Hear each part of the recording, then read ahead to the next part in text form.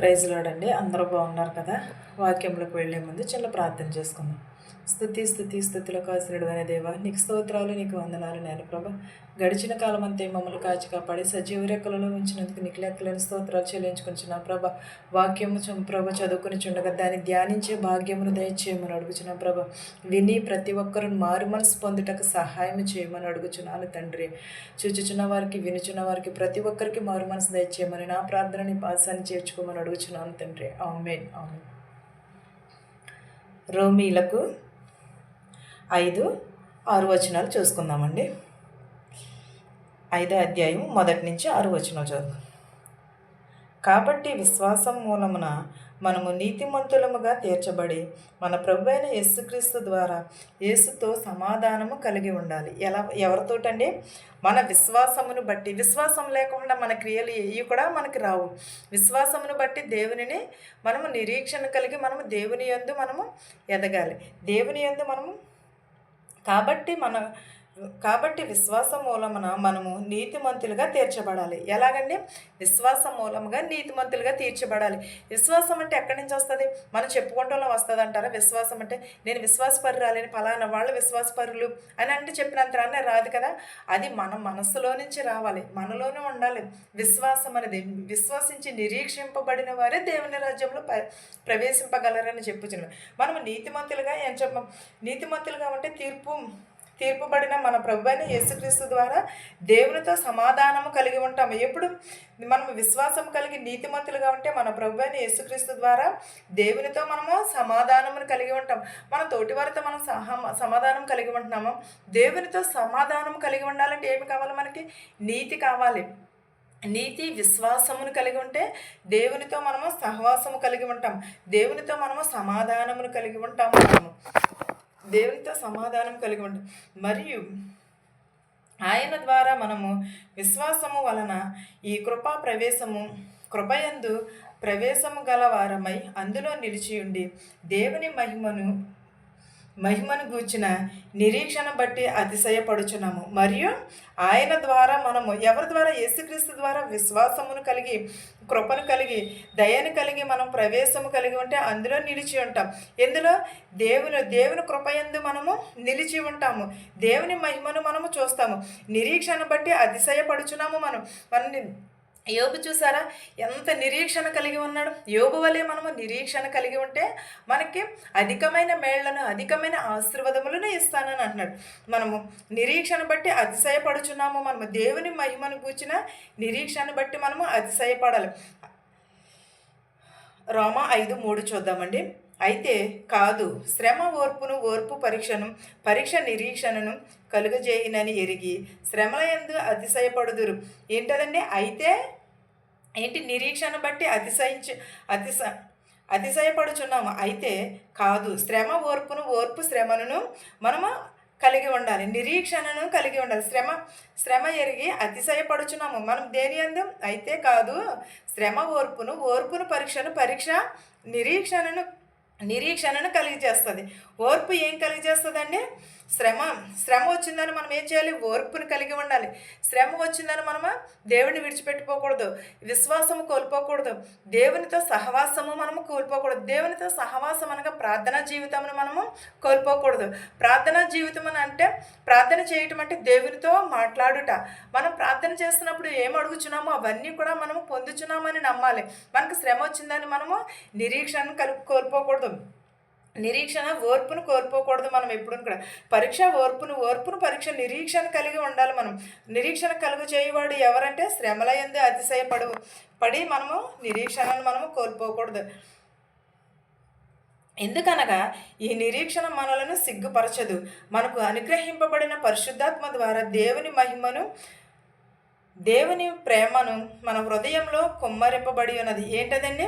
ఎందుకనగా ఈ నిరీక్షణ వలన మనం నిరీక్షణ కోల్పోకోకుండా శ్రమల యందు ఓర్పుని కలిగి ఉంటే మనకి ఏమొస్తుంది? నిరీక్షణ కలుగుతుంది. ఎందుకనగా ఈ నిరీక్షణ మనలను సిగ్గుపడనీయదంట. నిరీక్షణ ఏం చేస్తుందండి? సిగ్గుపడనీయదంట. మనకు అనుగ్రహింపబడిన పరిశుద్ధాత్మ ద్వారా దేవుని ప్రేమ మనలోను మన హృదయంలోని దాచుకుంటే మనం ఎప్పుడూ కూడా దేవునిలో ఎదుగుతాం. దేవుని యందు నిరీక్షణ కలిగి ఉండాలి. మనం ఓర్పును, సహనమును కలిగి ఉండాలి. దేవునితో సహవాసమును కలిగి ఉండాలి. ఇవన్నీ కలిగి ఉంటే మనం నిరీక్షణ మనల్ని ఏం చేస్తుంది? సిగ్గుపడనీయదు. సిగ్గుపడనీయక పరిశుద్ధాత్మ ద్వారా దేవుని ప్రేమ మన హృదయంలో కుమ్మరింపబడుచున్నది. మనం ఎప్పుడైతే మనము నిరీక్షణ కలిగి ఉంటుందో అప్పుడు దేవుని ప్రేమ మన హృదయంలో కుమ్మరించబడుతుంది. ఏలయనగా మనమింక బలహీనలమై ఉండగా క్రీస్తు యుక్త కాలమున భక్తిహీనుల కొరకు చనిపోయాను. ఏలయనగా మనం ఇంకను బలహీనులమై ఉండగా క్రీస్తు యుక్త కాలంలో భక్తుల కొరకు మనము చనిపోయాడు. ఎవరు? యేసుక్రీస్తు వారు చనిపోయారు భక్తుల కొరకు, భక్తిహీనుల కొరకు. యేసుక్రీస్తు వారు భక్తిహీనుల కొరకు చనిపోయాను. నీతిమంతుడు కొరకు సహితము ఒకడు చనిపోవుట అరుదు. మంచివాని కొరకు ఎవడైనాను ఒకవేళ చనిపోయి తెగింపవచ్చునేమో. ఏంటదండి? రోమ 5:7 అంటున్నాడు. నీతిమంతుని కొరకు సహితము ఒకడు చనిపోయి అరుదు. ఎవరిని? మనము మన బిడ్డల కోసమే మనము అసలు చనిపోతామంటారా? దేవుడు మన కోసము చనిపోయాడు. ఒక చిన్న ఉదాహరణ, ఒక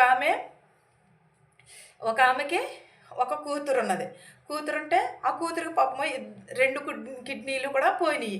2 కిడ్నీలు పోతే ఎంతమంది కిడ్నీలు ట్రై చేసినా సరే అసలు ఎక్కడ దొరకలేదు. ఎన్నో చోట్ల, ఎన్నో అమెరికాలు, లండన్లు ఇవన్నీ తిరిగేశారు పాపం. 2 కిడ్నీలు పోతే ఎవరి కూడా మ్యాచ్ అవ్వలేదు. ఆమెకి బిడ్డలు ఉన్నారు, 2 కుమార్తెలు ఒక కొడుకు. కానీ అయినా సరే అవి ఆ కిడ్నీలో ఆమెకి పనిచేయలేదు. బెడ్లీ చూశారు, భర్తీ చూశారు, అల్లుళ్ళు, మనవాళ్ళు మొత్తం ఎంతమంది ఉన్నారు అంతమందిని చూశారు. కానీ డబ్బు చాలా ఉన్నది, ధనం అయితే బోల్డ్ విస్తారంగా ఉన్నది, బోల్డ్ సంపాదించారు. కానీ ఏం సుఖము? 2 కిడ్నీలు పోయినాయి పాపం ఆవిడకి. సరే కదా అనేసి ఆవిడ అందరినీ ట్రై చేస్తే ఆమె తల్లి వృద్ధాప్యంలో ఉన్నది. 70 సంవత్సరాలు 80 సంవత్సరాలు ఆమెకి ఒకసారి ఎందుకు ట్రై చేశారు, కిడ్నీలు ఏమైనా పనిచేస్తాయా తల్లి కదా అని. కానీ తల్లిది కూతురిది కూడా మ్యాచ్ అయింది. మ్యాచ్ అయితే ఆమె ఏమన్నది? ఒక కిడ్నీ ఇమ్మని అడిగితే అబ్బే నేను ఇవ్వను కిడ్నీ అని అడిగింది. కానీ దేవుడైతే మన కోసము తన ప్రాణమునే అర్పించాడు. మనమైతే మన బిడ్డల కోసం మనం ప్రాణాన్ని అర్పిస్తున్నామా? ఒక కిడ్నీయే కదా, ఒక కిడ్నీ ఇస్తే ఒక కిడ్నీతో బతుకుతారు కదా. ఒక కిడ్నీ ఇచ్చుంటే ఆమె బ్రతుకునేమో. ఆమె చనిపోయింది కొంతకాలం తర్వాత. ఆమె ఏమన్నా తర్వాత తల్లి కంటే ముందు కూతురే ఒక 5-6 సంవత్సరాలు బ్రతికింది పాపం, కిడ్నీలు పోయినా సరే. అలా బతికిన తర్వాత ఆమె చనిపోయింది. తల్లి అయితే ఉన్నది, కానీ తల్లి ప్రేమ చూపించగలిగిందా? తన కిడ్నీ ఇస్తే 2 కిడ్నీలు బాగున్నాయి, ఒక కిడ్నీ ఇస్తే కూతురు కూడా తను ఎదుర్కొండానే బ్రతుకును కదా. అలాగే మన దేవుడైతే అలాగ అనుకోలేదు కదా. మన కోసము యేసుక్రీస్తు వారు తన ప్రాణాన్నే అర్పించాడు. నీతిమంతుల కోసము కానీ, అవినీతిమంతుల కోసము కానీ, పాపుల కొరకు కానీ, ఎవరి కోసమైనా సరే దేవుడు మన కోసము ప్రాణాన్నే అర్పించాడు. అలాంటినప్పుడు మన బిడ్డ కోసము మనకు ఒక కిడ్నీ ఇవ్వటానికి ఎంత బాధపడిపోతున్నామండి. దేవుడు మన కోసము తన ప్రాణాన్ని ఇచ్చాడంటే మనం ఎంత మంచి దేవుడు మన దేవుడు, ఎంత మనోహరమైన వాడు. మనము తోటి వారికి చిన్న సహాయం చేయడానికి కూడా మనము బాధపడిపోతాం. అలాంటినప్పుడు యేసుక్రీస్తు వారు మన కొరకే ఆయన తన ప్రాణమును విడిచిపెట్టి ఉన్నాడు. పాపులమై ఉండగానే క్రీస్తు మన కొరకు చనిపోయాను. పాపులమైన మనమై ఉండగానే కూడా చనిపోయాను. రోమ 5:9. కాబట్టి ఆయన రక్తము వలన ఇప్పుడు నీతిమంతులుగా తీర్చబడి మరింత నిశ్చయముగా ఆయన ద్వారా ఉగ్రత నుండి పరీక్షింపబడును. ఎప్పుడును? కాబట్టి ఆయన రక్తము వలన ఇప్పుడు నీతిమంతులుగా తీర్చబడి మరింత నిశ్చయముగా ఆయన ద్వారా మనము ఉగ్రత నుండి రక్షింపబడుచున్నాము.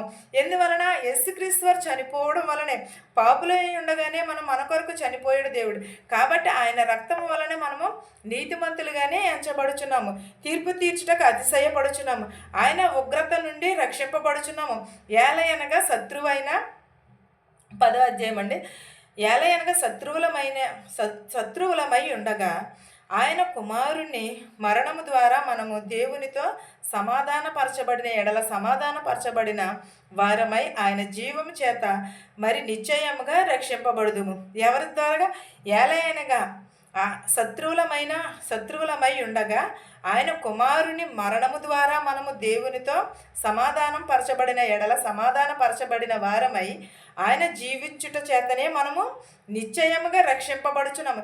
యేసుక్రీస్తు వారు సిలువలో బలి అయినారు కాబట్టే మనము నిశ్చయముగా ఈ లోకంలో జీవించగలుగుతున్నాము. ఆయన మన కొరకు, మన పాపముల కొరకు ఆయన సిలువలో బలి అయినాడు. సిలువలో బలి అయ్యి మనల్ని రక్షించి ఆయన సిలువకి ఆహుతి అయినాడు. మనం ఏమని కలిగి ఉండాలి? విశ్వాసమును కలిగి ఉండాలి, నీతిని కలిగి ఉండాలి. మనము ఓర్పును, సహనమును, నిరీక్షణను కలిగి ఉంటే దేవునితో మనము సహవాసము చేస్తాము, దేవునితో మనము సాంగత్యం చేస్తాము. ఆయన మన కొరకు ప్రాణములను అర్పించి ఉన్నాడు. ఆ ప్రాణములను అర్పించినప్పుడు దేవుని యందు మనము ఎలా ఉంటున్నాము? ఒక్కసారి మన హృదయం ఎలా ఉంది? దేవుని పట్ల మనము రక్షింపబడాలని అనుకుంటున్నాము, మనం ఎదురు చూస్తున్నాము, నిరీక్షణ కలిగి ఉంటున్నాము. కానీ దేవుడు మన పట్ల తన ప్రాణమునే అర్పించి ఉన్నాడు.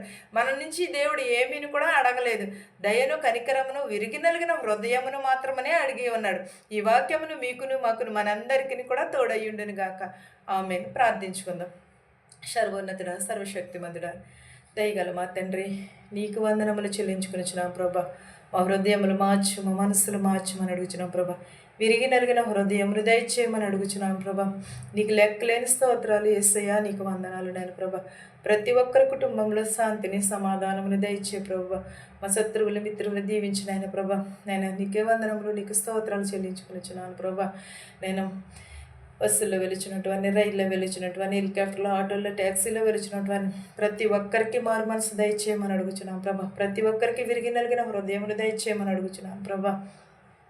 నేను హాస్పిటల్లో ఎంతోమంది బాధపడుచున్నారు ప్రభా. వారందరినీ ప్రభా రక్షించమని అడుగుచున్నాం ప్రభా. ఎంతోమంది నాయన ప్రభా నేను అనారోగ్యములతో ఉన్నారు ప్రభా. అనారోగ్యం తీసివేసే ఆరోగ్యముని, శక్తిని, బలమును దయచేయమని అడుగుచున్నాను నాయన ప్రభా. ప్రతి ఒక్కరి కుటుంబంలో శాంతిని, సమాధానమును దయచేయమని అడుగుచున్నాం ప్రభా. మా శత్రువులు, మిత్రువులు దీవించమని అడుగుచున్నాం ప్రభా. ఎవరెవరైతే ఏ చేతి పనులైతే చేస్తున్నారు ప్రభా, వారి చేతి పనులను దీవించి ఆశీర్వదించమని అడుగుచున్నాము నైనా ప్రభా. నేను నీకు వందనాలు, నీకు స్తోత్రాలు యేసయ్యా, నీకు లెక్కలేని స్తోత్రాలు చెల్లించుకునిచున్నాము ప్రభా. నీ కనికరమును, నీ దయను దయచేయమని అడుగుచున్నాను నైనా ప్రభా. నేను నీకే స్తోత్రాలు, వందనాలు చెల్లించుకునిచున్నాము నైనా ప్రభా. నైనా నీకు తెలుసు నైనా ప్రభా. మేము పుట్టక మునుపు మా తలంపులు ఎరిగి ఉన్నవాడు నైనా ప్రభా. గర్భిణీ స్త్రీలకు సులువని కనుక దయచేయమని అడుగుచున్నాం ప్రభా. పిల్లలు లేని వారికి పిల్లలు దయచేయమని అడుగుచున్నాము నైనా ప్రభా. ఉద్యోగముల కోసం ఎదురు చూస్తున్న వారిని ఉద్యోగములు దయచేయమని అడుగుచున్నాం ప్రభా. సొంత ఇళ్ళ కోసం చూస్తున్న వారిని సొంత ఇళ్ళు దయచేయమని అడుగుచున్నాం ప్రభా. ఇతర దేశాల్లో ఉన్న ప్రతి ఒక్క బిడ్డని ప్రభా దీవించి ఆశీర్వదించమని అడుగుచున్నాం ప్రభా. వారు పని చేయించుకున్నట్టు ప్రభా శక్తిని, బలమును దయచేయమని అడుగుచున్నాం ప్రభా. నాయన ప్రభా, ఎంబసీలో ప్రభా చాలామంది ఉన్నారు ప్రభా. పని లేక చాలామంది బాధపడుచున్నారు ప్రభా. వారందరినీ ప్రభా పని కలుగుటకు సహాయం చేయమని అడుగుచున్నాం ప్రభా. పీసీసీకి వెళ్ళిచుండగా ప్రభా, పీసీసీ అయ్యటకు సహాయం చేయమని అడుగుచున్నాం ప్రభా. మెడికల్కి వెళ్ళిచుండగా మెడికల్ అంతట్లోని తోడనేడుగా ఉండమని అడుగుచున్నాము నాయన ప్రభా. ప్రతి ఒక్కరి కుటుంబంలో నాయన ప్రభా శాంతిని, సమాధానమును దయచేయమని అడుగుచున్నాం ప్రభా. ప్రతి ఒక్కరికి నైనా ప్రభా నీ కనికరముని దయచేయమని అడుగుచున్నాం ప్రభా. యవనస్తులు త్రొట్టిల్లిపోకుండా నీ పాదాలు చెంత చేర్చుకోమని అడుగుచున్నాం ప్రభా. వృద్ధాప్యంలో ఉన్నవారిని, నడివయసులో ఉన్నవారిని పేరు చెప్పున దీవించి ఆశీర్వదించమని అడుగుచున్నాం ప్రభా. ప్రతి ఒక్కరికి ప్రభా నీ సమాధానమును, నీ దయను దయచేయమని అడుగుచున్నాం ప్రభా. మా శత్రువుల్ని, మిత్రువుల్ని దీవించమని అడుగుచున్నాం ప్రభా. ఇంకా నువ్వు ఎవరినైతే మర్చిపోయి ఉంటే వారందరినీ కూడా దీవించి ఆశీర్వదించమని అడుగుచున్నాం ప్రభా. ప్రతి ఒక్కరి కుటుంబంలో శాంతిని, సమాధానమును దయచేయమని అడుగుచున్నాను ప్రభా. ప్రతి ఒక్కరికి నాయన ప్రభా నీ దయను, నీ కనికరమును దయచేయమని అడుగుచున్నాను ప్రభా. ప్రతి ఒక్కరిని ప్రభ దీవించి ఆశీర్వదించమని అడుగుచున్నాను నాయన ప్రభా. నా ప్రార్థనను నీ పాదసని చేర్చుకోమని యేసుమిది నా బ్రతిమాలు వేడుకొనుచున్నాము తండ్రి. ఆమేన్. పరలోకమందున్న మా తండ్రి, నీ నామం పరిశుద్ధపరచబడును గాక, నీ రాజ్యం వచ్చును గాక, నీ చిత్తము పరలోకమందు భువ్యందు నెరవేరినట్లును మా అనుదినాహారం నేడు మాకు దయచేయము. మా రుణస్థులను మేము క్షమించిన ప్రకారము మా రుణములను క్షమించుము. దుష్టుని నుండి, శోధన నుండి తప్పించుము. రాజ్యమును, శక్తియు, మహిమయు నిరంతరము నీవై ఉన్నావు మా తండ్రి. ఆమేన్. వినుచున్న వారిని చూచుచున్న వారికి, ప్రతి వారికి నీ ప్రభ సదాకాలము నీ కృప తోడయుండును గాక. ఆమేన్. ఆమేన్. అందరికీ వందనాలు.